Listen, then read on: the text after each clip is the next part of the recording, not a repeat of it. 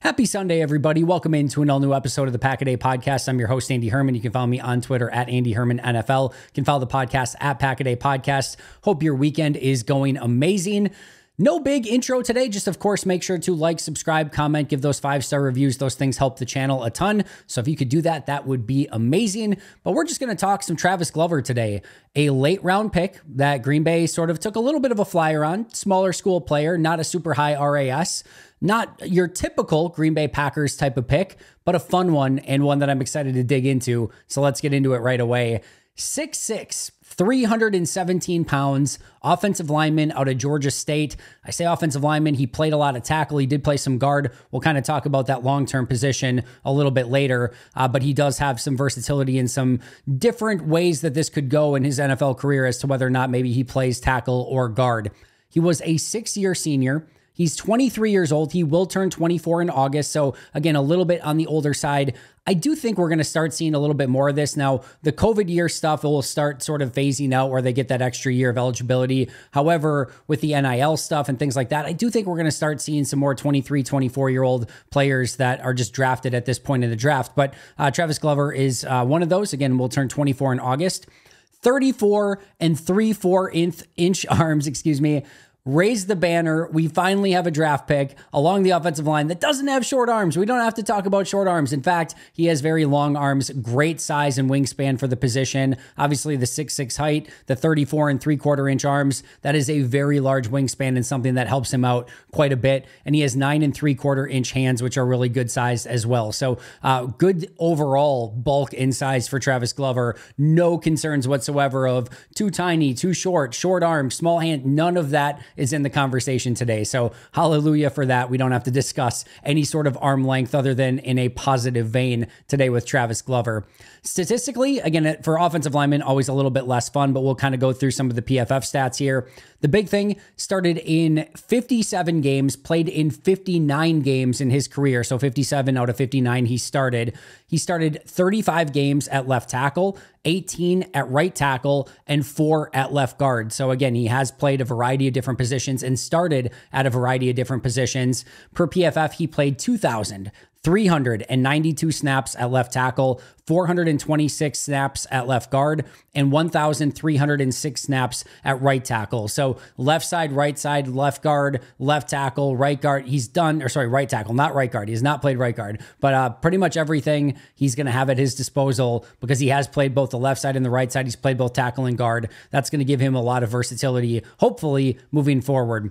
15 career penalties, which is a little bit on the high end, so something to kind of monitor a little bit here with Glover. In 2023, he had 372 pass pro opportunities. He gave up 4 sacks, 3 hits, and 4 hurries for 11 total pressures. That gave him a 98.0 pass block efficiency rating. In 2022, he had 291 opportunities with 1 sack, 3 hits, 8 hurries, 12 total pressures for a 97.8% pass pro efficiency. In his career, 1,778 pass protection opportunities, gave up 11 sacks, a lot of those earlier in his career, 17 hits, 56 hurries, 84 total pressures, 97.3% efficiency, 84 pressures, but only 23 in the past 2 years combined. So he got a lot better at that as his career went along at Georgia State. Athleticism, a 4.72 relative athletic score. And amazingly, he did all the testing. He did it all at his pro day. He was not an NFL Combine invitee. He did play at the Senior Bowl, which is interesting. Usually the Senior Bowl players do get Combine invites. It's not always 100%, but usually that's the case. He was a late alternate to the Senior Bowl team. Wasn't necessarily expected to play there from the beginning, but did sub in and did hold up well there. We'll talk about that a little bit as well. But a 4.72 at tackle, 70th percentile in height, 73rd percentile in weight, 34th percentile in bench press, 52nd percentile in the vertical jump, 37th percentile in the broad jump, 56th percentile in the 40-yard dash, 67th percentile in the 10-yard split, 41st percentile in the short shuttle, and 28th percentile in the 3-cone. Now, when you are a little bit of a bigger player, again, 6'6", 317 pounds, and I know he played at times at 323, you're not going to be as agile. You're not going to always necessarily ace all of this testing. Some of the guys that are 6'3", 6'4" are going to do a lot better on the agility testing. They're going to do better in the speed drills. So these 6'6", 320 or 317 pound guys, they're at a little bit of a disadvantage. A couple things stand out here though. First of all, 4.72, not a terrible score, especially for his size. Number two, that 67th percentile 10-yard split for a guy that is 6'6", 317. We always talk about that 10-yard split with offensive linemen because, again, usually they're running in 10-yard increments, not 40-yard increments. We're not talking about wide receivers here. The other thing is it usually shows a really good get off, and that's a great thing to have as an offensive lineman where you can get out of your stance quick and get to your spots on the field. So the fact that he was in the top, third percentile of offensive linemen or offensive tackles, despite him being such a huge athlete, that's a really big plus for him, and that was definitely something that stood out. Also, a 6.35 relative athletic score at guard. So if he were to kick inside and play left guard or right guard, he tests a little bit better there, more as a 63rd percentile athlete rather than a 47th percentile athlete. So if he does move to guard, his testing actually goes a little bit further at that position. Per PFF, his grades in 2019 had a 45.2 grade on 998 snaps. In 2020, a 63.4 grade on 758 snaps. 2021, a 63.7 grade on 892 snaps. In 2022, a 55.9 grade on 714 snaps. And in 2023, a 72.5 grade on 802 snaps. Despite that little dip in 2022, he went from 45.2, 63.4, 63.7, slight dip to 55.9, and then up to 72.5. So had that small step back in 2022, but other than that, sort of grew year after year after year after year and continued to get better through his course, through the course of his time at Georgia State. He also played 372 special team snaps in his career, which is actually a decent amount for an offensive lineman. Also was on punt coverage teams, which is interesting. And the other thing, involved in a fake punt. They snapped him the ball, and he was the guy at 6'6", 317 that ran up the field and picked up a first down on a fake punt. So you love to see that. Rich Bisaccia is just drooling about the opportunity to get Travis Glover in space and make it that he can use this new weapon along his punt protection unit. Maybe he could be the personal protector. That'd be awesome. Travis Glover, 6'6", 317, personal protector for Daniel Whalen. What more could you possibly want? All right, let's dig into the positives first. He is a true, legitimate people mover. He will throw dudes out the club, he will pancake you, and he's got the ability to really get after, especially smaller defensive players. Look out, because he's coming after you, he's coming for you, he is taking names, and you're going to end up in the dirt. He's got legitimate NFL power and strength. He's got great upper body strength. He can torque players and just kind of, we'll talk about that in a second, but just kind of get them wherever he wants them to go. He's devastating on down blocks, and that's a really impressive one. So you're thinking like stretch left side and he's at right tackle. He's just going to collapse that backside of that line, and you're not going to want Travis Glover coming at you you're going to have an extra eye coming at you. It's like, is Travis Glover coming after me? Because he will devastate you on a down block, and you'll see all of a sudden, like the defensive line is there and then they're not. And he's just like a pile of dominoes that he's just pushing over. And then you've got that great cutback lane for the running backs. And then, as I was mentioning, he can take defenders and just torque them and then get between the ball, in this case, the ball carrier and the defender, and he will just wall them off and completely control them. So he gets under their pads and then uses great movement skills and body torque to just completely outmuscle them and then get to the spot that he wants to get to. And he just basically is just like lifting them up, not literally, but like basically just moving them to their spot on the field where he wants them to go. He's going to set up shop, anchor down, and you're just not going anywhere. So that is a really fun thing to watch. When he gets that torque going, he gets his hands inside and he just, like, again, moves the defenders wherever he wants to move them. Really, really fun stuff on tape in that regard. He also can be a menace in the screen game. There's some wide receiver screens that you see him get out to the outside. There's a play where I posted on Twitter. He's taking this corner. He shucks the corner all the way to the sideline. that could have been enough. You don't need much more than that. And then full on swimming pool belly flop right on top of number 2. And it's funny because like the screen pans right as he's doing it. And like, you just see him like go to like pancake and completely finish off this number 2, this defensive back, this poor defensive back. And then it's like they fall off the screen and it just looks like the screen could not capture what was going to happen to number 2. It like had to pan away. It was just this beautiful moment. But he will get after some people, and he's a legit punisher when he wants to be. I know, maybe you could always want a little bit more of that. I was good with it. I thought he played with great tenacity. Like I said, threw some people out of the club, pancake people. There's a couple different occasions where he got people to the ground and then, again, full on belly flop on top of them. And by the way, if anyone's thinking, oh, I don't need that extra belly flop, or I don't need him jumping on top of people.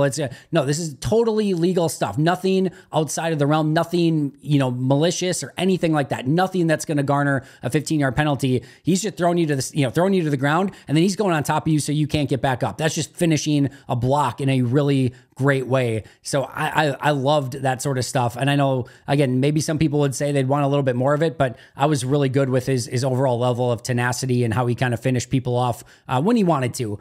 My next thing here, he's a finisher. And this is what we see. We see him going after people, pancaking them to the ground, getting on top of them when needed. And again, you're going to know when you've been in a battle with Travis Glover. It's not something that I think any defender is probably looking forward to, especially at, when you're going against Georgia State.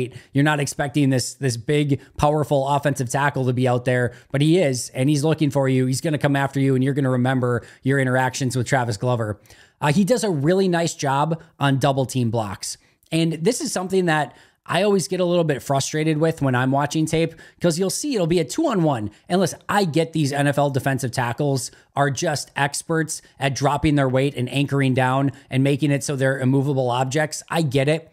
But you've got 2 300-pound plus offensive linemen, and you're not getting any movement on the opposing defender. That stuff frustrates the heck out of me. With Travis Glover, when he's the second guy in that double team, that guy, he's not anchoring down. Travis Glover is going to move that dude out of the way, and you're going to get significant movement from that double team block. And it might sound easy, it might sound obvious. Yeah, it's 2-on-1, but watch it in the NFL, especially Green Bay. Even Zach Tom, Josh Myers, these guys have not been specifically great people movers on some of these double team blocks. Sean Ryan's been a little bit better. John Runyon Jr. was not good at it. Like, that's something I actually think they can improve on. And if you do end up with Travis Glover in the lineup in some capacity, they're going to know and they're going to feel those double team blocks, because Glover will get them on the move and open up some creases in the running game with his power and his overall strength.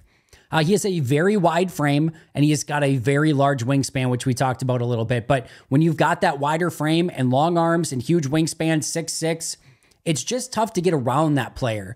And those attributes play really well in the NFL, because when you've got kind of these skinnier offensive tackles, and Zach Tom does a great job with it because he has such amazing footwork, and he's just going to mirror you, and he's just going to stay square to you, and you're not going to get past him.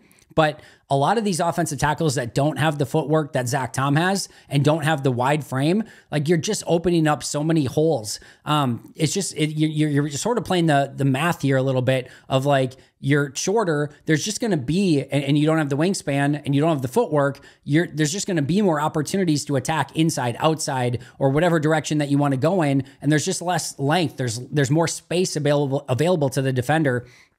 You don't want space available to the defender. Well, when you're 6'6", 320 pounds with a massive wingspan, there's not going to be, and again, he's wide, so there's not going to be a ton of space. He's going to be able to shut you down. Now, his footwork is slow. We'll talk about that. He doesn't have Zach Tom feet, so he needs that length. He needs that wingspan, but it's definitely something he uses very well. And like I said, it is a very playable trait in the NFL. He's got great anchor. When he does sink down and anchor down, he's not going to be somebody that wins with leverage a lot. When you're 6'6", huge wingspan, you're just going to usually lose the leverage battle. But even when he does, he anchors down and you're just really still struggling to move him, which is an impressive thing because usually these, even college defenders, but NFL defenders, if they're going to win the leverage battle and get underneath you, they're going to forklift you and push you backwards. With Glover, it's like, good luck. He's heavy enough, he's got enough bulk, and he's got a good enough anchor that even if he does get out leveraged, even if defenders do get inside of him, he's just still squatting down, anchoring, and you have a really difficult time moving him, certainly as a pass rusher or as a run defender, whatever you're trying to do. It's not an easy task to do. So he anchors very, very well. He's rarely on the ground. I talk about this all the time, something that you track when you're watching offensive linemen. How many times do they end up on the ground? And outside of when he's belly flopping players that he's already finished, you just don't see him on the ground all that often. And that's a beautiful thing to have. You can't block somebody and you can't be helpful on offense if you're on the ground, unless, again, you're laying on top of a defender to make sure that they can't get back up after you've already finished them off. So this is something that, again, is a very positive trait for him that he despite, and a lot of times, by the way, these bigger, bulkier, maybe slightly less coordinated, let's say, offensive linemen, you see them on the ground a lot. They're stumbling, they're tripping, they're more slow-footed, they don't have great balance. But with Glover, it's been a non-issue. Versatility, we talked about this as well. Started at left tackle, started at left guard, started at right tackle. And I do think he potentially has 4-position versatility: left tackle, left guard, and right tackle in the NFL. We know how much Green Bay values versatility. He's going to have to prove, one, that he can, hold up at the NFL level, but two, that he can especially hold up at tackle at the NFL level. And he has less experience at guard, so that's another thing he's going to have to prove. But theoretically, hypothetically, whatever you want to call it, he should be able to have that versatility along the offensive line. He's going to have to, take some time to develop his overall craft, and we'll talk about that in just a moment as well. But overall, if he does reach his peak and you get him playing at the level you think you can get him playing at, he should have 4-position versatility in the NFL. And then the last thing here, it's funny because I thought towards the end of the year, maybe he had some inconsistencies still in his final season. He went to the Hula Bowl and he struggled at the Hula Bowl a little bit. And then he goes to the Senior Bowl, and specifically in the practices, I thought he showed really, really well.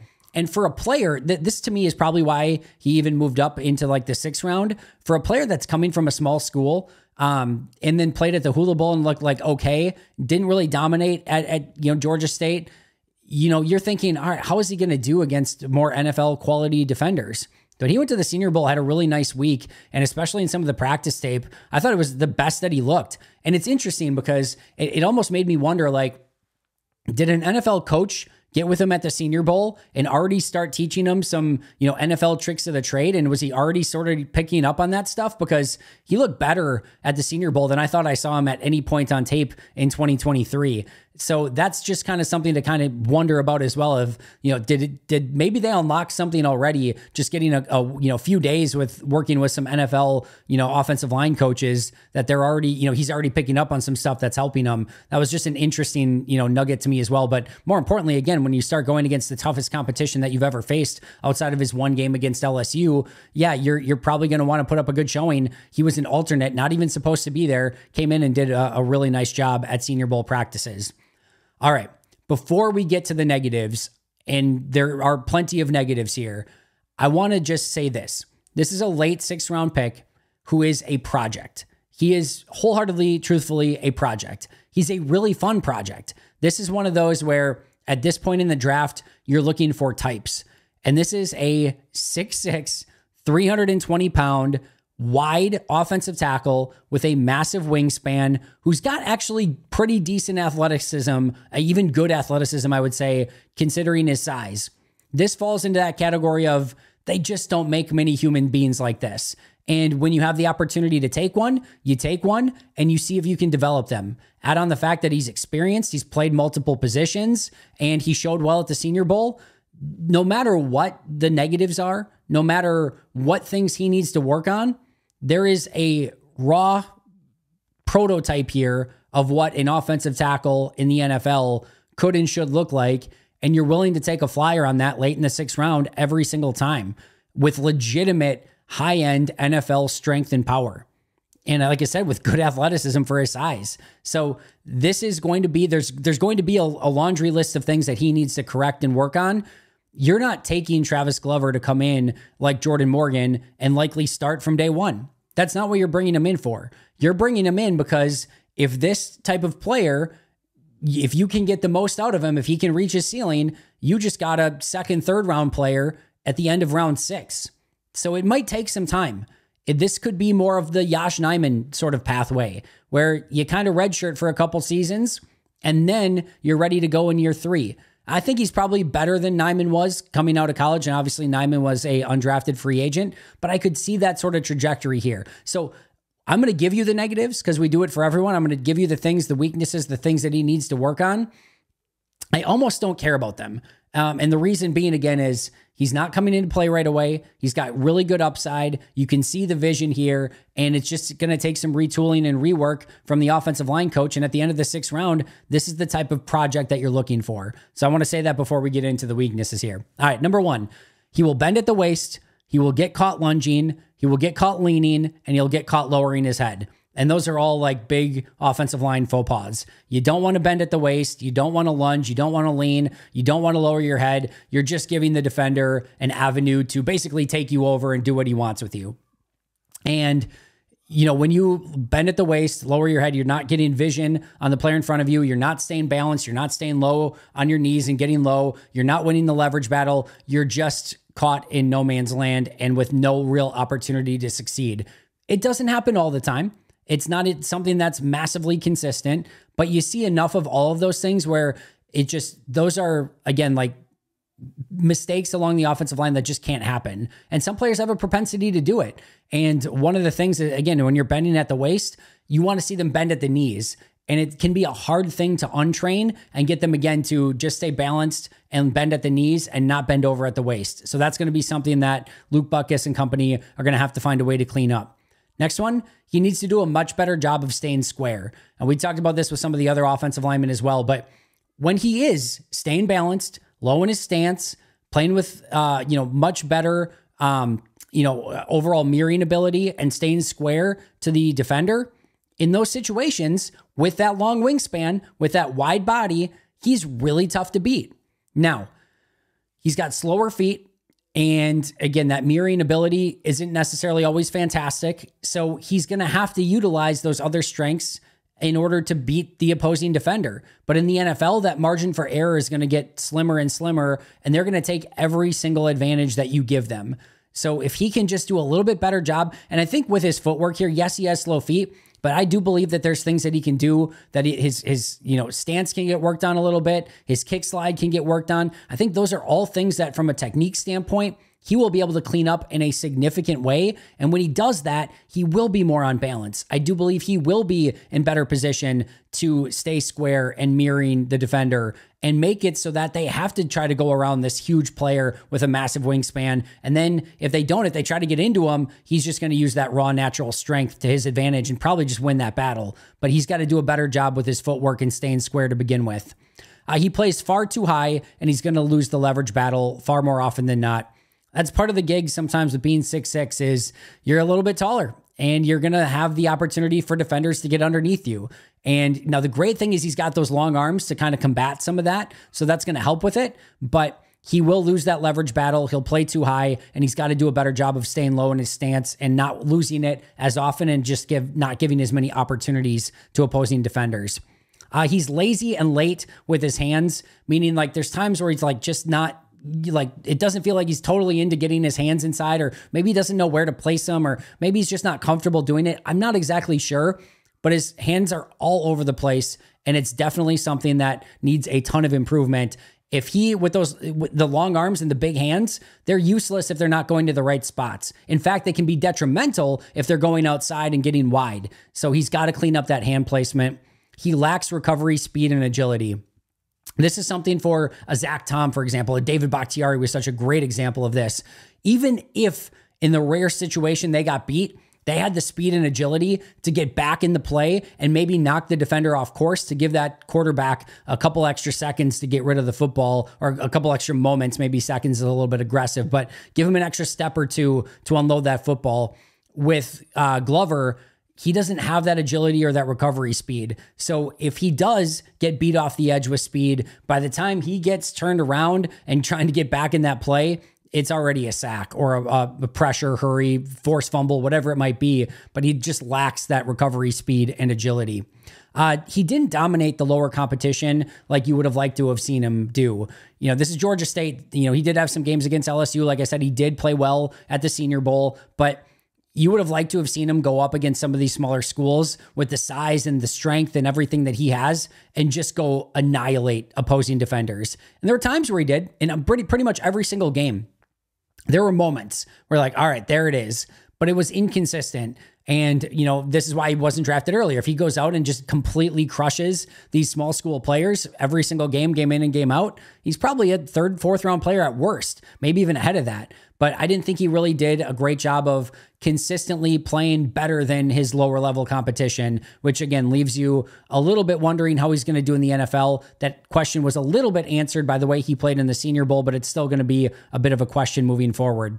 I think that wide 9 could give him a lot of troubles with speed off the edge. I just think that might be something where that foot speed is going to be a struggle. And even if he tries to overcompensate and get out there, he's going to probably allow some cutback lanes or the ability for the defender to counter and go inside and win that way. So I think that could be a really big, cause for concern as he gets to the NFL. Really struggles with cut blocks, as you can sort of imagine, but 6'6", 320, more of a lumbering, slow-footed player. When he tries to get out and do those cut blocks, it is not pretty, and it's not effective more often than not. He kind of gets in the way, but it's definitely not executed the way that you would want it to be or how you're teaching it to be at any level of football. He might have to move inside to guard full time. I wonder about the foot speed. I wonder about his lack of recovery speed. Again, some of those concerns with the wide 9. He's a little bit tall, probably to play on the interior, although that's not necessarily a deal breaker. But I do wonder if in the NFL, he might just have to be more of a guard and maybe doesn't stick at tackle. You always start him at tackle and see if he can play there first and hope that he can play tackle and guard and give him that versatility. But he might just end up being a guard. His lateral agility is far less than ideal. So again, we talk about that slide, that foot speed, the ability to get out in your stance, just a little bit lumbering with that overall lateral agility. Slow feet, we talked about, get stuck in mud and you just, see him really laboring, trying to get those feet moving. Just the antithesis of Zach Tom, whose feet are just in a beautiful rhythm and gets him anywhere he wants to go. It's not awful with Glover, especially for his size, but it's definitely not going to be, peak NFL levels like we're seeing out of Zach Tom by any means. Turns 24 in August, so despite being a project here, we're not talking about a 21 or 22-year-old project. We're talking about somebody that's 24 years old and has played a lot. And as we talk about, sometimes when you've played a lot, you've picked up a lot of bad habits along the way. So it might take a little bit of tearing down and then building back up for Travis Glover to sort of unlearn some of the things that he unfortunately learned at Georgia State that haven't been really the picture perfect way of doing things along the offensive line. And then last but not least here, he just needs a full technical rework from the ground up. The stance, the kick slide, the hands, the placement, all of it. Everything needs a tweak. And it's just going to take some time. But he's a really fun project. I love the power that he plays with. I love the way that he plays football. I think he's a different flavor of offensive lineman than what they have. And in the late 6th round, these are the type of players you should be taking a flyer on. And I like the pick. And I do think that this is, with him being a project player, I do think this is probably one of the first players that might have a little bit of a fight on their hands to actually make the 53. I think he will, by the way. I think he will make the 53, but you've got a Luke Tenuta, a Caleb Jones, a Royce Newman, a Donovan Jennings, a Trante Jones, Kadeem Telfort, Andre Dillard. He's going to have competition here. And late 6th, Goody doesn't like cutting draft picks, but he's going to have to show that he's worth investing in, that he has maybe not the ability to come in and help right now, but he's worth keeping as that 10th offensive lineman to develop, that he could potentially become a player for them down the road. But he's going to have to show that in camp because there is a lot of things that need cleaning up. There are a lot of things that need cleaning up. Great English. And it's just going to be something that he has to show consistent improvement and that he's worth developing. Like I said, I think he will. I think he's going to make the team. I think it's worth investing in. There's enough here that you just see raw and natural wise that it's going to be something that you want to see if you can get the most out of it. But I do think he's going to have to be on point and showing that he's showing signs of improvement, taking the coaching and utilizing it, because if he just kind of comes in and just does the same thing that he did in college, it's not going to work in the NFL. And that's why he is a little bit of a project player here. I do wonder if you could use him a little bit in a U Bacon sort of formation. Use him as a sixth offensive lineman. Use him as a down blocker. He is a people mover. He's got raw natural strength. Can you find a way to harness that and utilize that? Now, we haven't seen that really with Caleb Jones. We haven't seen them do that, but it would be something that I'd like to see them maybe try a little bit more of, or maybe just in goal line situations, short yardage. Yes, the leverage stuff can be an issue. In some of those, it's low man wins, but he's also a big time people mover. And I think in some of those situations, you just get behind him and you let him work and you hope that you can pick up that yard or two that you need, because he's going to usually give you some sort of lane or alley just with his size and raw athletic power that he can use against opposing defenders. And then again, if he does reach his upside, he does have that potential for position versatility where if he's one of your first guys up off your bench, you feel comfortable that he could theoretically play left tackle, left guard, or right tackle. So final thoughts here. Biggest projection pick I think that they have in the entire draft. I think even more than either their seventh rounders that we'll talk about in the next couple days. I do think there's a lot of projection here. I think it's more of a project. There's lots to like with the upside. I think he's going to need that rework from the ground up. But a little bit more size and power along the offensive line, and just a little bit of a different type of player than they have. I know they've got a Caleb Jones, a Kadeem Telford, who are both bigger and more physical, but I think he's going to be a little bit more of a player that can even kick inside to guard than either of those two players. So a little bit different than really any of the other offensive line on the roster. And like I said, by far worth taking the flyer on in the late 6th round. All right, that's going to do it for me and the Travis Glover breakdown today. Shout out to our Hall of Fame and All-Pro members, Most Hated Minnesotan, PJ Wynn, John Wild, Shea Bradad, Brendan Paletta, Jennifer Wright, Boom Handle, Donald Lee, Lori Lord, Baby QB, David McCluskey, Donald Decker, Bremen, David Prendergast, Dan Miller, Alex Huang, Arnaldo Espinoza, and Michael Schipper. I will see you guys soon, but until next time, and as always, go Pack Go.